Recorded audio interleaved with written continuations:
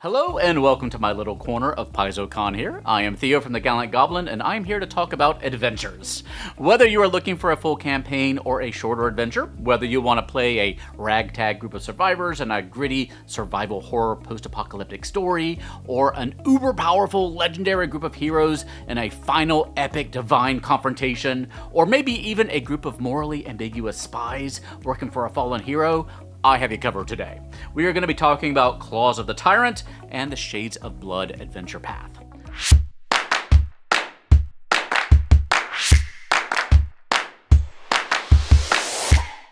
Humblewood is one of my favorite 5e settings. It is a beautiful and lush world that is home to a complex society of animal folks.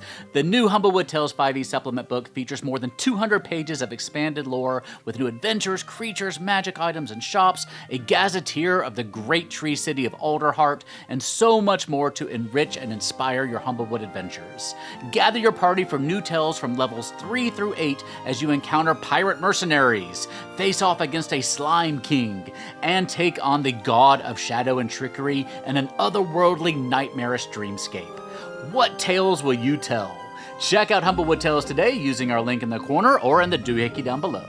Let's start with Claws of the Tyrant. This is an anthology of 3 connected adventures told from 3 different perspectives, so your players will need to create new characters for each adventure. But it'll allow you to tell one unique and epic story, starting at level 1 and ending at level 20 in a fraction of the time it normally would. The adventures center around the disgraced grave knight Seldeg Bedless, and a ritual that he plans to conduct to rewrite divine history. So here is your background story. Erasni was once a mortal hero who became an angel and later the herald of the god Eridan. During the Shining Crusade, the Knights of Ozum forcibly bound her to lead them against the Lich Tar-Baphon, also known as the Whispering Tyrant. She was slain by the Tyrant and later stolen from her tomb by corrupted knights led by Seldeg Bedless, who brought her to Geb. There, she was resurrected as a lich and ruled unwillingly under Geb's control for centuries. In 4719 AR, Erasni engineered her own destruction using Tar-Baphon's radiant fire, freeing her soul and allowing her to finally ascend to godhood. Erasni's tragic story is closely tied to that of Iomedae. Iomedae was also once a mortal knight of Ozum who fought alongside Erasni during the Shining Crusade, and Iomedae rose to divine status by passing the test of the Starstone and ultimately replaced Erasni as Eridan's herald after her death. Many mortals ended up forgetting Erasni's sacrifice and suffering, instead uplifting Iomedae as the exemplar of righteous crusading. Now, in Claws of the Tyrant here, the Grave Knight Seldeg Bedless seeks to rewrite this history. By using artifacts known as Bloodstones of Erasni and one called the Chalice of Ozum, which is tied to Iomedae, he plans to swap their fates, casting Iomedae down and elevating Erasni to the place he believes she always deserved, of course with him at her side. His twisted ritual here threatens the balance of divine order and could unravel both goddesses' legacies. If you want to dive deeply into these older stories, you can check out a number of old Pathfinder adventures, but Tyrant's Grasp and Wrath of the Righteous hit most of the high points. By the way, the Wrath of the Righteous video game by Owlcat Games is fantastic, but I digress. Claws of the Tyrant here has 3 different adventures. At level 1 to 3, we have Graveland Survivors. Set 6 years after the destruction of Lastwall by Tar-Baphon, Graveland Survivors follows a group of first-level characters who have been hiding in the crypts beneath the ruined town of U.S. Hope. Along with the handful of NPC survivors, they've eked out a miserable existence sustained only by conjured food and fading hope. But when their hiding place is finally discovered by undead forces, the PCs are forced to flee, escorting the survivors and transporting a sacred relic, a Bloodstone of Erasni, to safety. They'll emerge from their hiding place and have to navigate the undead-infested gravelands toward the city of Volumus. They'll deal with hostile terrain, scarce resources, and a dangerous pursuer hunting the Bloodstone. This adventure is heavy on the roleplay and has a very survival horror vibe to it. There are some very tough player choices to make, as they'll have to manage resources for the vulnerable community that they're responsible for leading to safety. If your group is a fan of shows like The Last of Us, Station 11, or the good seasons of The Walking Dead, I think they'll enjoy this one a lot. Next up, we have Ashes for Ozum, which sees the players at level 7 and 8.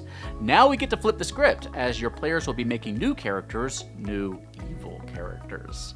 They'll be Whispering Way agents under the big bad Grave Knight Seldeg Bedless himself.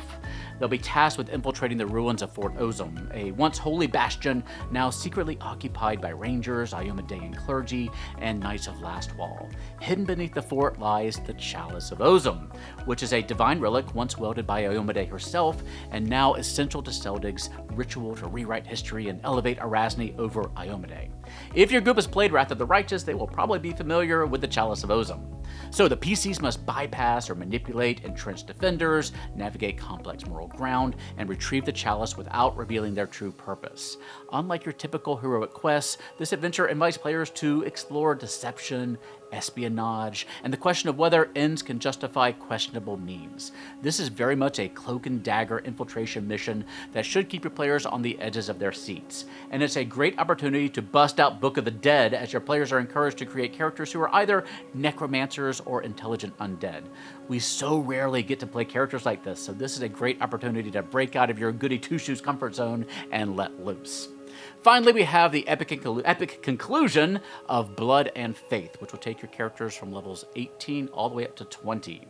In Of Blood and Faith, the heroes, now powerful champions of Last Wall or another cause, are summoned to counter the final gambit of Seldig Bedless as he tries to rewrite history.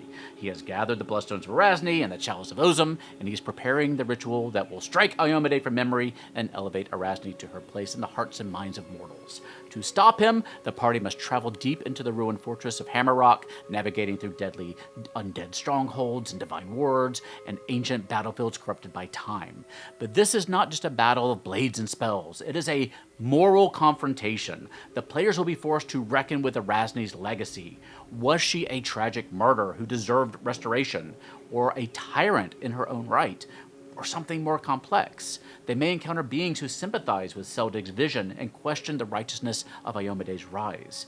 Seldig sees Erasni as a victim in need of salvation, as well as a tool to get redemption of his own. Like all the best villains, he is the hero of his own story. Erasni has a very complex legacy, so all these different views of her can be righteously justified. She has been a hero, a tyrant, and a powerful deity. The heroes will face the temptation to use or destroy these powerful artifacts, knowing that their actions may reshape the divine balance or erase aspects of history entirely. At the heart of the adventure lies a central dilemma. Is it right to rewrite the past for what seems like justice? Or is the price of tampering with faith and memory too high, no matter what the cause? The choices players can make here determine the future of not just two deities, but the entire moral structure of the world. When you play level 20 characters, you want the stakes to be world-changing, even universe-changing, and this adventure delivers that. How often do you get to play level 20 characters in an Avengers Endgame kind of epic battle? Finally, you get the Adventure Toolbox, which is packed with custom feats and undead monsters and magic items and more that you can use here and in other adventures. And each adventure is standalone friendly. Claws of the Tyrant mines the deep lore of Pathfinder to give you an epic story unlike any of your players have probably ever played before. It is available now from an MSRP of $44.99 for the hardcover and $19.99 for the PDF. Next up, we have the Shades of Blood Adventure Path, which is a follow-up to one of my favorite Pathfinder First Edition adventure paths, The Ruins of Aslant, which to me had major Lost vibes. You landed on an island intended to be the second wave of settlers, but when you got there, everyone in the initial colony had vanished, Roanoke style, and you had to solve that mystery. Here, you are going to be returning to that same recovering colony that you and your group may have helped found initially in that first adventure. The colony is called Talmendor's Bounty, and it was built atop the ancient ruins of a fallen Aslanti empire. Now, aside from some Easter eggs and the setting itself, this is an entirely new adventure and not a direct continuation of that first AP. The story here kicks off with a mysterious column of shadow erupting from a nearby island, plunging the region into eerie twilight. From there, players will be pulled into a spiral of ancient technology, vampire cults, and cosmic horror. Beneath the surface lies a forgotten prison called Ngakal, where undead, werebats, and twisted Aslanti relics stir once again. The big bad is a reborn Strigoi vampire named Nizka Irakol, who's hell-bent on blotting out the sun so their kind can thrive in the open world. But it's not just a mustache-twirly villain here. No, this Nizka's motivations are complex and entangled with lost love and lost time and forbidden power. An adventure is only as good as its villain, and Nizka here has the potential to be a very memorable one.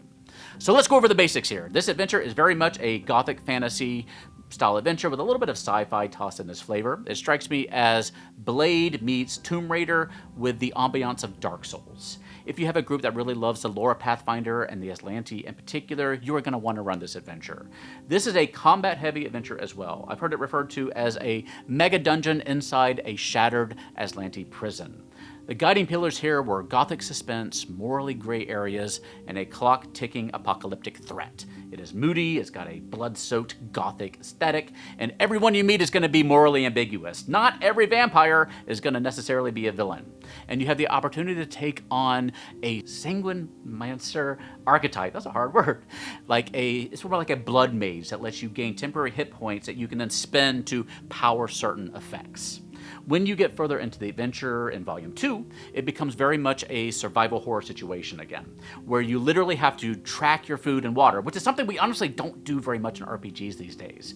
You'll eventually find yourself in a fake village that is designed to trick its 75 inhabitants into sacrificing themselves. You're going to have to find a way to save these people, who are teenagers by the way, and who don't even know that they need saving. It becomes more of a sandbox adventure at this point, where you're going to have to do a lot of research to gather evidence, and then convince the locals that everything they know is a lie. It is a tall order. And beyond that, you'll encounter 3 vampire lords and their factions who are probably too strong to confront directly, so your party's going to be forced to find ways to play them against each other in political games. And there's going to be times when your party really just has to keep their head down to try not to draw too much attention to themselves. And all the time, you're going to be learning more and more about Niska's ultimate plan to blot out the sun, to prepare for that final confrontation in Book 3. So if you're looking for a dark gothic adventure with callbacks to a Pathfinder classic, with lots of action and a survival horror vibe, Shades of Blood is going to be for you. The print editions have an MSRP of $29.99 and the PDFs are $19.99. I'll have links to all these adventures down below. If you've been playing in any of these, please let me know how it's been going in the comment section down below. And with that, I am Theo, and for now, please stay safe, have fun, love each other, and I will see you next time at the Gallant Goblin.